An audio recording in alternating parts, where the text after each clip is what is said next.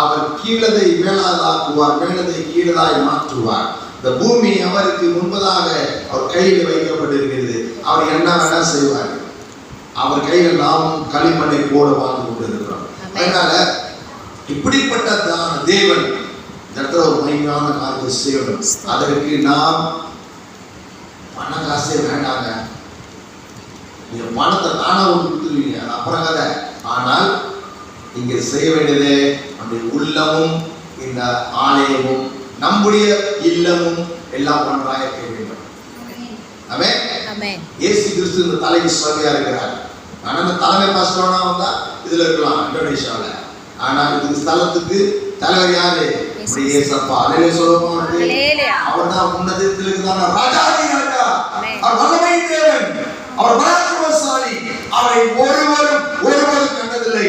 ஆனால் நாம் உள்ளத்தில் அவர் நேரடியாக பார்க்க முடியும். ஒரு உள்ளம் அவரை பேச வேண்டும். அவர் உள்ளத்திலே அவர் பேச வேண்டும். ஆமென்.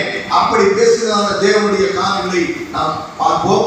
ஆனால் இந்த சபை இன்னும் அநேக காரியங்களை நிறைக்க வேண்டியது இருக்கிறது. அநேக ஏழாமைகளுக்கு அநேக மக்களால் இல்லாமல் இருக்காங்க. இருந்தாலும் நாம் ஸ்தோத்திரம் போட்டுக்கொண்டே நீங்க மட்டும் உற்சாகமா வாங்க.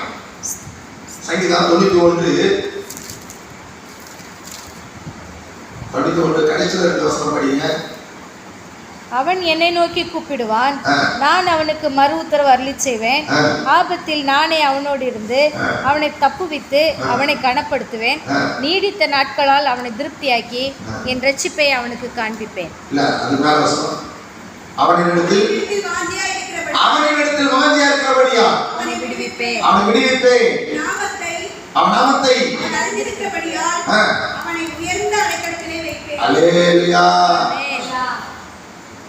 என்ன படிச்சீங்க? பிஏ மாதிரியா? எம்ஏ படி. சப்பா சோத்ரம்.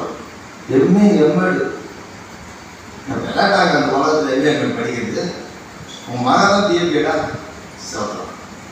எங்கள் சபையில் படிக்காதவங்க இருக்கிறாங்க, படிச்சவங்க இருக்கிறாங்க. அல்லேலூயா. அல்லேலூயா. ஆனா அந்த அம்மா படிச்ச மாதிரியே நடத்த மாட்டாங்க. அதான் ரொம்ப கஷ்டமா இருக்கு. எப்படின்னா சாதாரணமா சில படிச்சது ரொம்ப பீத்திப்பாங்க. அப்படியே ஒரு மாதிரி தலையெல்லாம் கனமாயிடும். ஒன்றும் எங்க மச்சானுடைய ஒய்ஃப் ஹெட்மிஸ்ஸா இருக்காங்க. அந்த இதெல்லாம்